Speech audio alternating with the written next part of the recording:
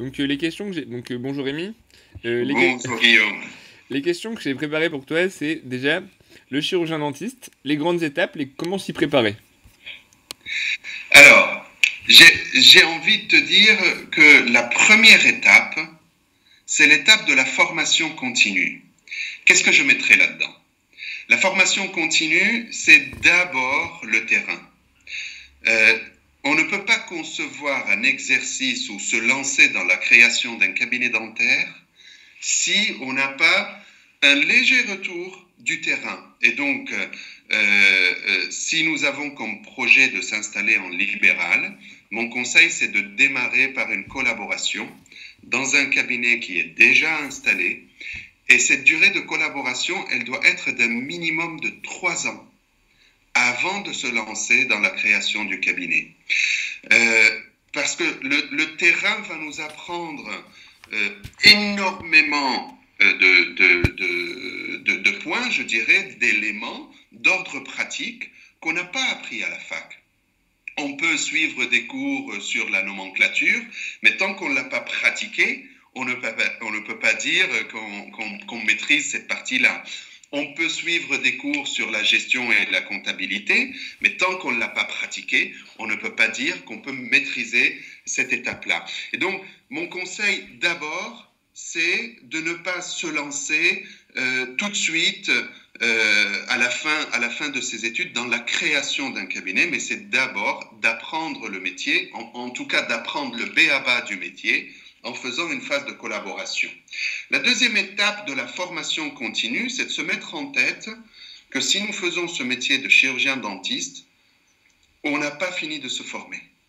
Donc il ne faut pas arrêter ces formations. La formation continue, c'est quelque chose d'indispensable, puisque notre métier est un métier qui évolue à une vitesse énorme. À peine nous avons appris à faire des endos à la fac que les techniques d'endodontie ont changé une fois nous sommes installés. À peine nous avons appris à faire, je dirais, des empreintes prothétiques à la fac que les techniques d'empreinte aujourd'hui, avec l'arrivée de l'empreinte optique, etc., ont changé. Donc, première chose, se mettre en tête que si on veut faire ce métier-là, on doit continuer à se former et tout le temps. La deuxième étape, c'est l'étape de l'installation. Quand nous allons s'installer, sincèrement, alors, je vais dire un message à tous les jeunes chirurgiens dentistes qui ont envie de s'installer. Arrêtez de vous installer dans les villes de facultés dentaires. Arrêtez de vous installer là où vous avez fait vos études. Faites quelques kilomètres plus loin. Aujourd'hui, en moyenne, la part de patients par chirurgien dentiste en France est, grosso modo, j'arrondis, est à peu près 1500 patients par chirurgien dentiste. Mais si nous regardons les grandes agglomérations et les villes de facultés dentaires, nous avons beaucoup moins de 1500 patients par chirurgien dentiste. Et je crains que, surtout pour quelqu'un qui s'installe, j'utilise le terme de débutant, je crains que cela crée une difficulté de ne pas avoir suffisamment de patients. C'est pour ça, mon conseil, c'est de regarder et faire une étude, je dirais, démographique de la zone dans laquelle on veut s'installer, et de s'assurer que nous avons au moins la moyenne qui est 1500 patients par praticien installé. Le troisième conseil, je dirais, ou la troisième étape, c'est qu'il faut accepter qu'on ne peut pas maîtriser notre métier avant 10 années de pratique. On ne peut pas se dire qu'on est arrivé au summum de la pratique dentaire alors que nous n'avons pas encore 10 ans d'expérience. Et ça, souvent, ce sont nos aînés qui nous le disent au bout de 20, 30, 40 ans d'exercice, qui nous disent attention, vous les jeunes, vous êtes prétentieux. Attention, ne pensez pas que vous savez faire. Tant que vous n'avez pas refait le cas plus d'une centaine de fois, vous ne le maîtrisez pas. Donc, il ne faut pas se mettre en tête qu'en moins de 10 ans d'exercice, nous maîtrisons à 100% je dirais, notre pratique dentaire. L'étape suivante, où je dirais sur laquelle il faut intervenir très très tôt, et ça peut paraître paradoxal si je m'adresse à des jeunes chirurgiens dentistes, c'est de préparer leur retraite. C'est quelque chose qui se fait dès le début. Et ce n'est pas les 5 dernières années de son exercice qu'on va se réveiller et se dire « Ah, au final, qu'est-ce que je fais pour ma retraite ?»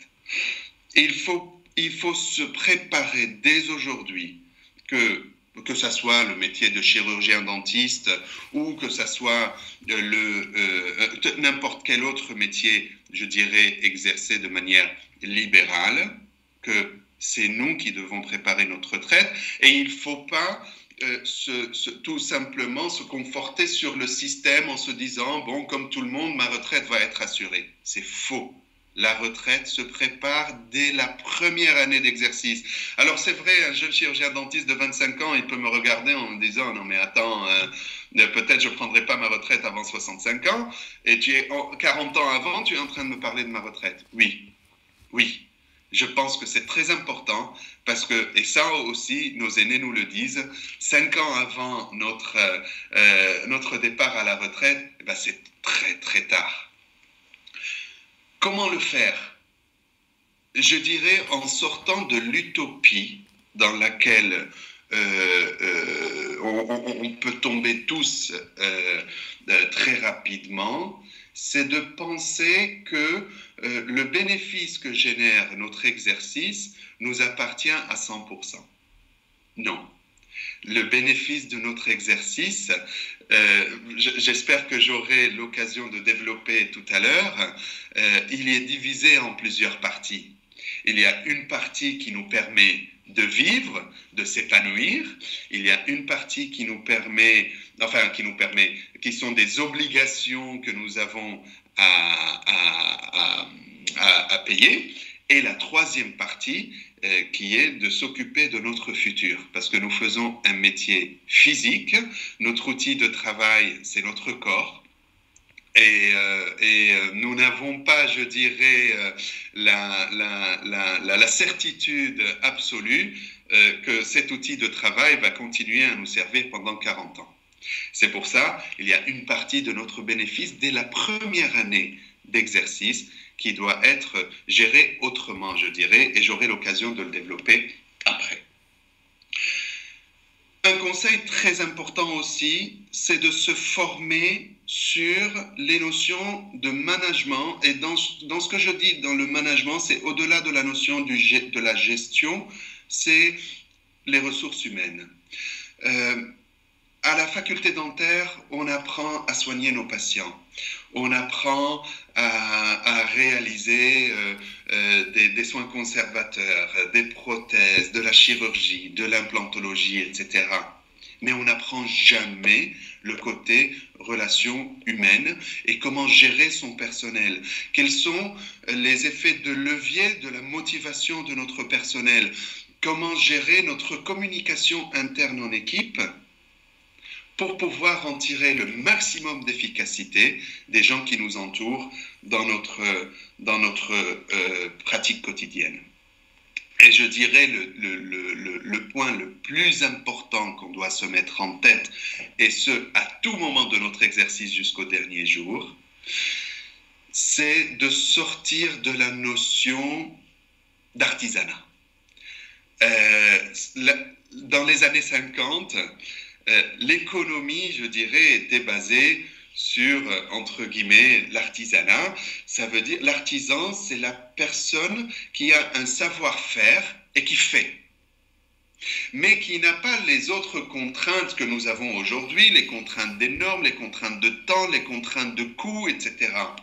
Et donc, il suffisait de savoir-faire pour que son entreprise fonctionne et qu'il puisse lui générer de la richesse. Aujourd'hui, nous ne pouvons pas juste se contenter de savoir-faire. Nous devons d'abord savoir planifier. Ensuite, faire.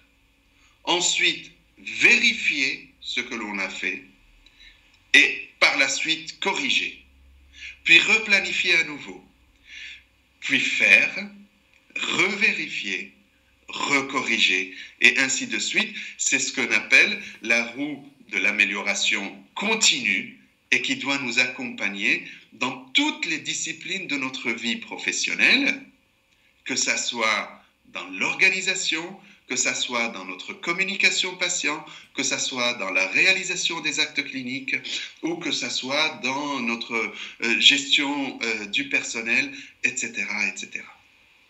Voilà, je dirais, les étapes les plus importantes à intégrer dans la vie du chirurgien dentiste et surtout les points que les jeunes chirurgiens dentistes auxquels ils doivent penser avant de se lancer dans leur exercice.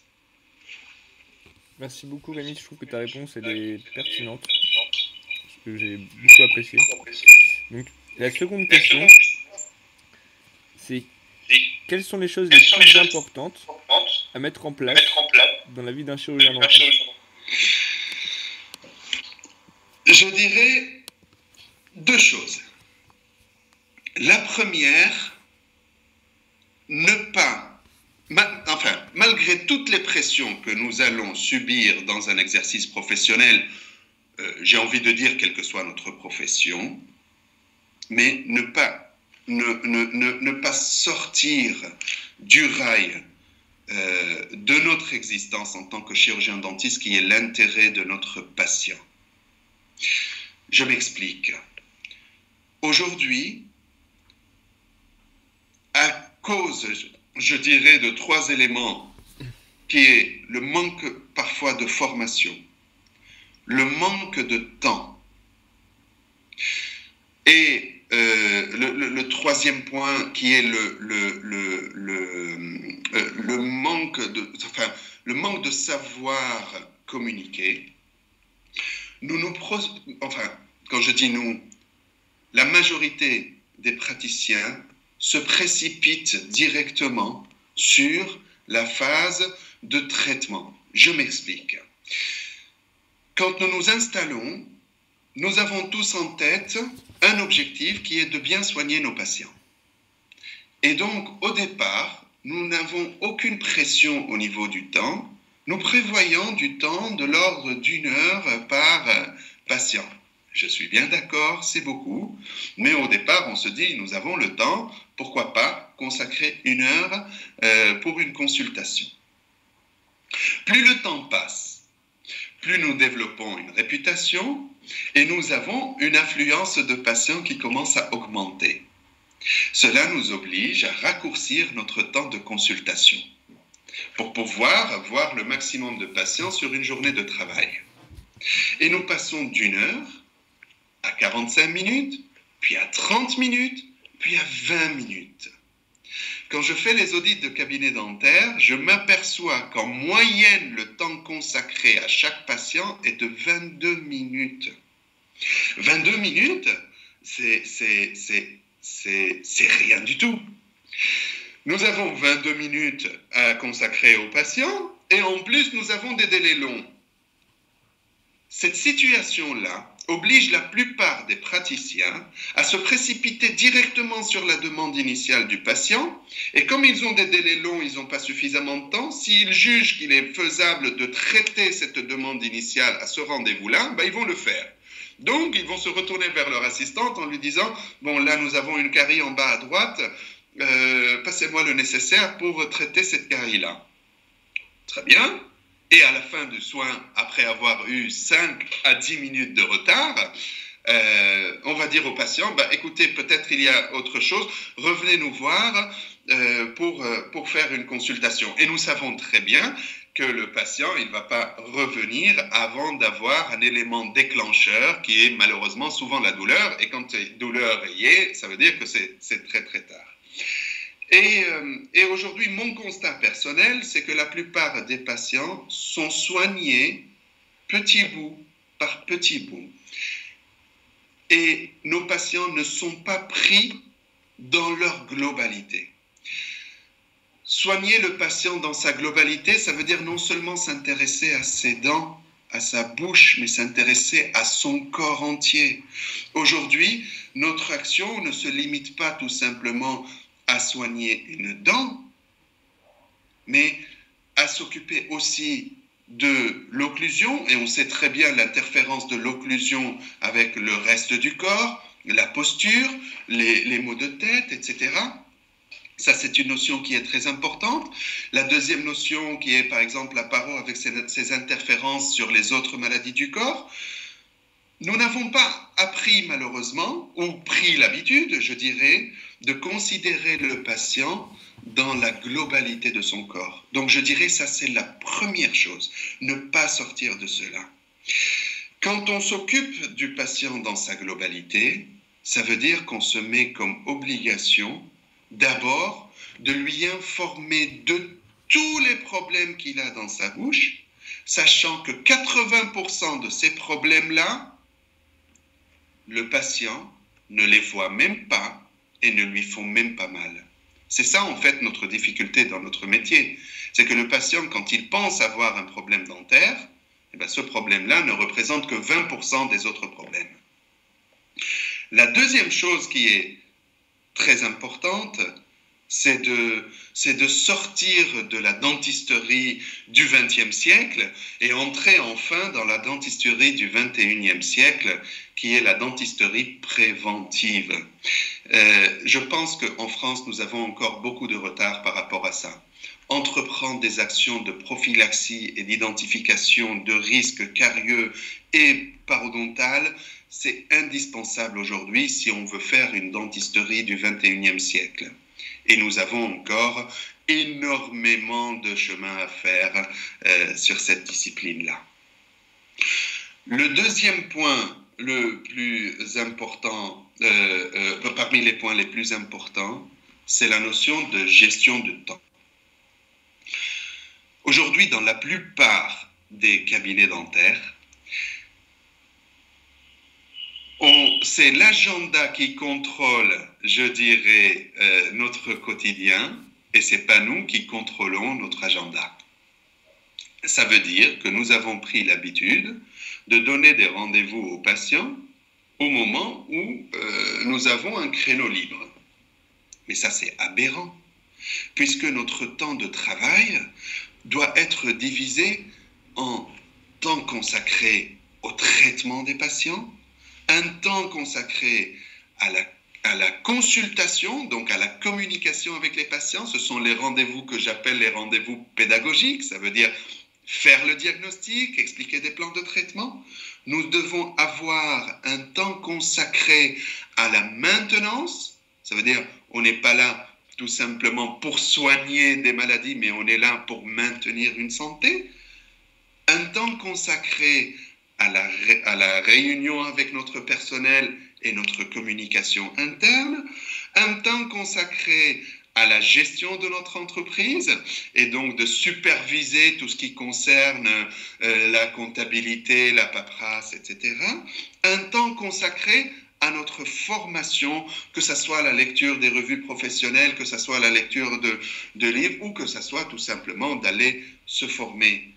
On ne peut pas se dire qu'aujourd'hui, le temps de chirurgien dentiste, c'est le temps consacré, entre guillemets, au fauteuil. Non, ce temps-là doit être anticipé et séparé de manière intelligente. Ça veut dire, si j'ai dit que le vendredi matin, de 9h à, je dis n'importe quoi, de 9h à 11h est consacré à la gestion de mon cabinet, à l'analyse de mon activité et à la réunion avec mon équipe, je dois m'interdire de mettre un patient là-dedans. Et ça, c'est quelque chose qui malheureusement, aujourd'hui, la plupart des praticiens ont énormément de mal à mettre en place. Alors, c'est évident, parce que ce n'est pas quelque chose d'inné. Cette organisation-là, ça s'apprend. Donc, c'était encore une réponse qui était excellente. J'ai beaucoup apprécié. La prochaine question, c'est quels sont les conseils que tu donnerais à un jeune chirurgien dentiste? Je pense concernant le jeune chirurgien dentiste, je vais me répéter peut-être quand j'ai répondu à ta première question. À ta première question, j'ai répondu énormément sur ces principes-là, parce que voilà, on a parlé des étapes de la vie du chirurgien dentiste, donc le jeune chirurgien dentiste est là-dedans. Mais je peux rappeler très rapidement la formation, l'installation, la gestion du temps et, je dirais, la notion d'amélioration continue. Ah, et le 5e point, le management. Merci. Donc la question suivante, c'est quels sont les principes que tu utilises et que tu conseilles pour améliorer son travail, son ergonomie de travail, son efficacité et sa rentabilité? Waouh, c'est un domaine vaste. Je vais essayer d'être le plus bref possible. J'ai donné quelques notions de gestion de temps, mais j'ai envie de me répéter malgré tout et de dire c'est le plus important. Si on veut vraiment être efficace, nous devons absolument s'inspirer de la gestion du temps dont je viens de parler. On ne peut pas dire que le temps, enfin la gestion de l'agenda doit être quelque chose d'aléatoire ou voilà, de secondaire. C'est la clé de la réussite du chirurgien dentiste.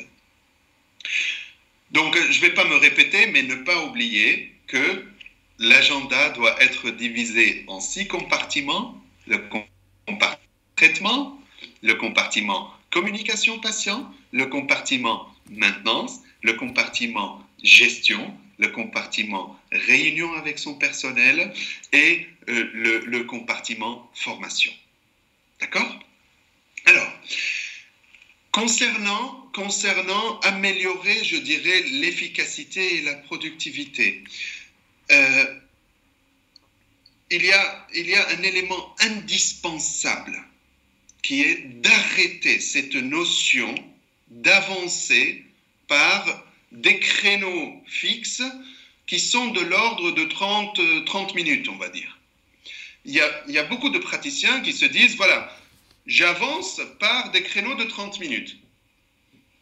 Et donc, quel que soit le cas, je vais les traiter par une succession de rendez-vous de 30 minutes. Permettez-moi de vous le dire, c'est aberrant. Si nous devons absolument améliorer notre, je dirais, productivité, c'est par le groupement des actes. Groupez au maximum vos actes et travaillez par des actes longs, par des rendez-vous longs. Cela est indispensable.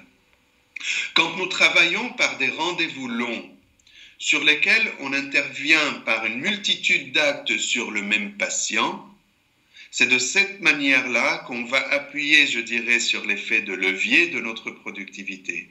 Parce que nous sommes bien d'accord, je vais prendre un exemple tout simple.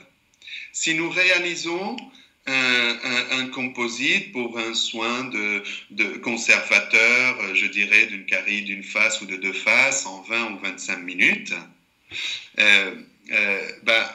le traitement de 2 dents, ça ne sera pas en 50 minutes. On va gagner forcément, on va pouvoir le faire en 40 minutes.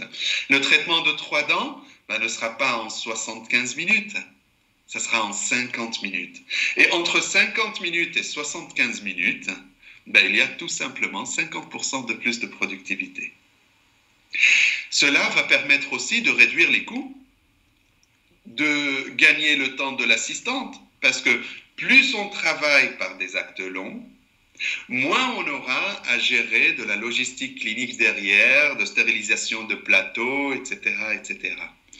Je pense sincèrement qu'aujourd'hui, les praticiens qui ont plus de 20 patients jusqu'à 25 et parfois 30 patients par jour perdent énormément de temps et ils peuvent être beaucoup plus efficaces en passant de 25 patients par jour à maximum 12-13 patients par jour, tout type de rendez-vous confondus.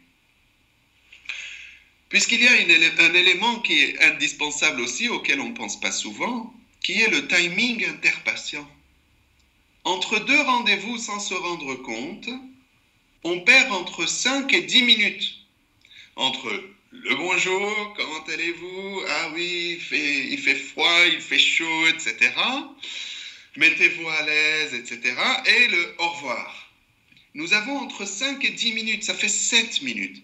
Ça veut dire que, regardez, si on divise le nombre de rendez-vous de, je dirais, 24 rendez-vous à 12 rendez-vous, ben on va gagner 12 fois 5 minutes. 1 heure par jour.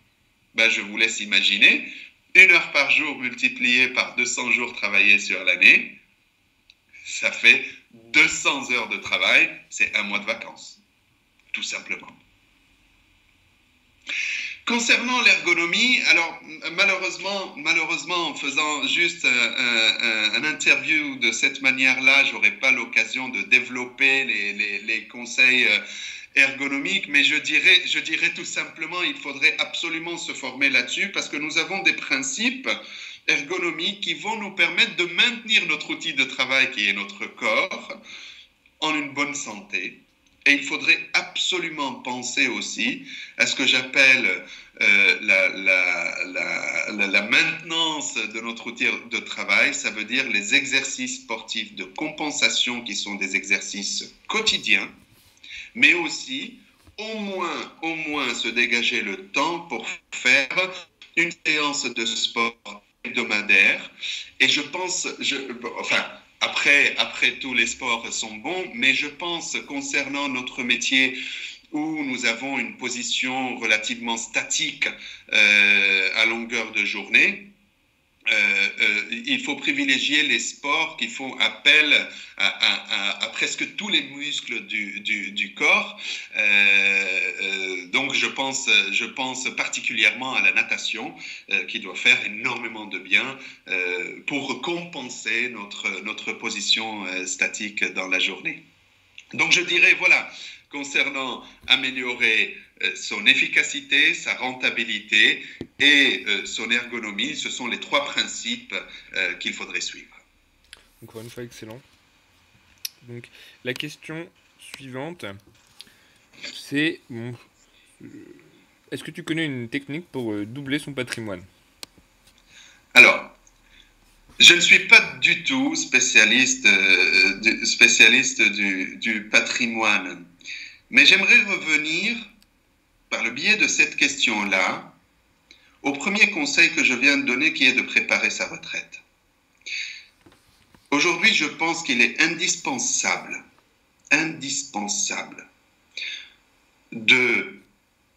d'oublier. Attends, Rémi, voilà, ça s'est coupé. Payer. Je dirais, après avoir payé ses impôts, ses charges sociales, enfin, l'URSSAF, la Carchidan, les impôts, etc., il va nous rester de notre bénéfice une somme nette. Et souvent, on se lance dans un principe que cette somme nette nous appartient. Non. Je vous dirais, sincèrement, alors après, c'est selon, je dirais, la vie de chacun de nous, on fait ce qu'on veut, mais je me permets de donner un conseil. Partez du principe que 20% de cette somme-là ne vous appartient pas aujourd'hui, elle vous appartiendra demain. Et si nous pensons dès aujourd'hui, quelle que soit la somme que nous gagnons dans notre vie, que 20% de cette somme-là est une somme qui doit être provisionnée, c'est de cette manière-là qu'on va pouvoir, au bout de quelques années, avoir un capital intéressant pour pouvoir l'investir, voilà, que ce soit dans l'immobilier ou dans d'autres types de produits. Comme j'ai dit, c'est pas ma spécialité, mais gardez ce chiffre-là en tête, 20%. Et sortez de l'utopie dans laquelle on nous pousse toujours en nous disant que nous avons une capacité d'endettement de 30% de nos revenus. C'est faux. Parce que d'abord, c'est calculé sur nos revenus avant de payer nos impôts. Et deuxièmement, 30%, c'est conséquent. Ça nous oblige à vivre tout le temps sous une certaine pression. Moi, je pense que le taux d'endettement raisonnable ne doit pas dépasser les 20%. Et en amont, 20% de nos revenus doivent être provisionnés dès la première année d'exercice. Si nous suivons ce conseil-là, après que nous investissons cette somme-là dans les différents types de produits qui existent ou dans l'immobilier, je ne sais pas si on peut doubler notre patrimoine, moi je pense qu'on peut le quadrupler. Je pense aussi. C'est un excellent conseil. Alors, la question suivante. Quels sont des principes que tu conseilles pour améliorer sa qualité de vie? Donc, tu as un peu répondu avec la natation, le sport. Oui, oui. Alors, je dirais pour moi, avoir une qualité de vie, c'est pas tout simplement avoir les moyens, ça veut dire l'argent. Il faut allier deux choses. Les moyens pour pouvoir s'épanouir et faire ce qu'on a envie de faire, mais il faut avoir un deuxième élément qui est super important, qui est le temps. Ça sert à rien de travailler toute sa vie, de accumuler les moyens, je dirais, financiers, vous me disiez doubler le patrimoine, etc., si à côté nous n'avons pas le temps pour en profiter. Donc il ne faut pas oublier deux choses, c'est à la fois, on n'a pas une qualité de vie si on a le temps sans avoir les moyens, mais on n'a pas non plus une qualité de vie si nous avons les moyens sans avoir le temps. Nous devons toujours faire en sorte à respecter ce subtil équilibre et ne pas oublier une chose qui est très importante et à mon sens la plus importante, c'est de se dire, nous travaillons pour vivre, mais nous ne vivons pas pour travailler. C'est super. C'est des conseils qui sont incroyables que tu donnes, c'est terrible. Alors, bon après, c'est une question un peu plus personnelle, mais est-ce que tu as des conseils à donner par rapport à la famille, à la santé, à l'argent, au développement personnel, etc., à l'amour dans sa famille? J'ai envie de conclure par ça, parce qu'on vient de dire, voilà, nous ne vivons pas pour travailler, nous travaillons pour vivre. Et tu viens de me poser une question sur l'amour, j'ai envie de dire, c'est notre raison d'être. Ok. Et la dernière question, comment tu envisages le futur de notre profession? Avec toutes les voies qui vont être prises, Le etc. futur de notre profession, alors j'ai envie de dire, nous avons en quelque sorte une certaine chance que nous ne sommes pas les précurseurs en termes de système, hein, je ne dis pas en termes de savoir-faire, en termes de système, de pratique de chirurgie dentaire dans le monde. Nous avons plein de pays qui nous ont précédés, je dirais, dans l'évolution du système. Je pense aux États-Unis, au Canada, aux pays nordiques. Et si tout simplement on regarde ce qui se passe dans ces pays-là, on peut avoir quand même une idée bien claire de ce qui peut nous arriver aussi. Je pense sincèrement que cette notion de dentiste, de chirurgien dentiste de quartier ou de famille va disparaître.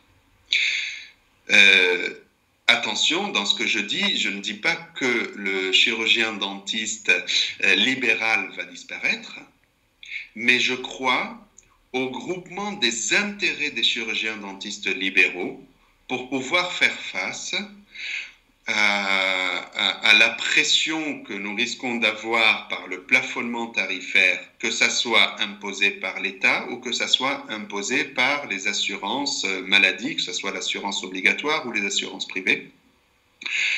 Donc je dirais, nous n'avons pas le choix dans notre futur si on ne va pas s'occuper de l'amélioration d'abord de notre efficacité de travail, ensuite de l'optimisation des coûts de nos cabinets dentaires, on risque vraiment d'avoir des gros ennuis, pour ne pas dire de disparaître et déposer la clé sous la porte.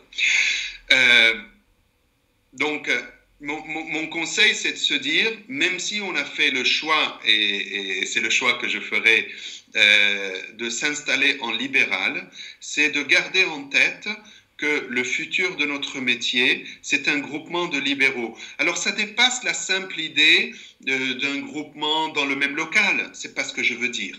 C'est un groupement de réseaux de dentistes libéraux qui partagent les mêmes valeurs, la même éthique, le même, je dirais, la même exigence pour le suivi des technologies, ils vont pouvoir se servir de ces groupements-là dans leur intérêt général, dans l'optimisation de coûts et faire des achats groupés, etc. etc. Donc, c'est ce que je dirais, voilà, je vois un petit peu l'évolution dans ce sens-là, parce que malheureusement, notre métier ne va pas rester si libéral que ça, puisqu'on nous parle de possibilités de plafonnement tarifaire et qu'on n'aurait plus le choix de nos tarifs ce qui me semble dommage parce que c'est le b.a.-ba du libéralisme, c'est d'être libre, quoi.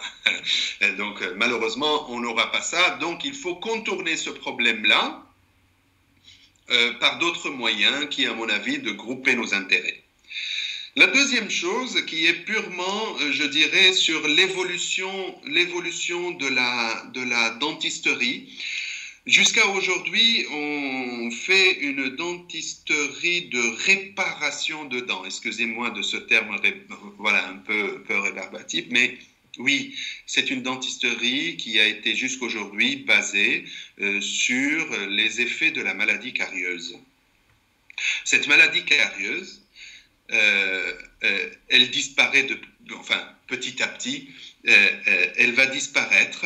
Et aujourd'hui, les études montrent que les disciplines dans lesquelles nous allons avoir plus de travail, contrairement actuellement à la cardiologie, ce sont 3 disciplines. La première, c'est malheureusement la parodontologie, qui ne cesse d'augmenter, peut-être lié à des facteurs de risque comme le stress qui ne cesse d'augmenter dans notre ère de temps. La deuxième discipline, c'est l'esthétique, puisque l'image c'est devenu un élément indispensable et je dirais vital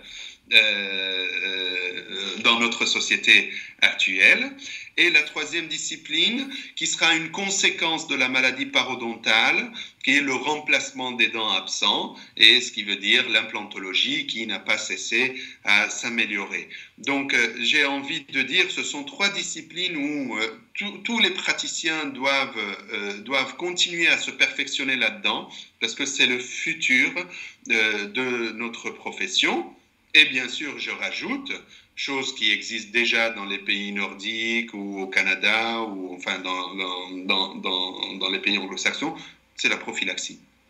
La prophylaxie, ça veut dire de sortir de ce principe que le chirurgien dentiste est là pour soigner une maladie, qu'elle soit carieuse ou parodontale ou autre, mais que le chirurgien dentiste est là pour maintenir une bouche en bonne santé.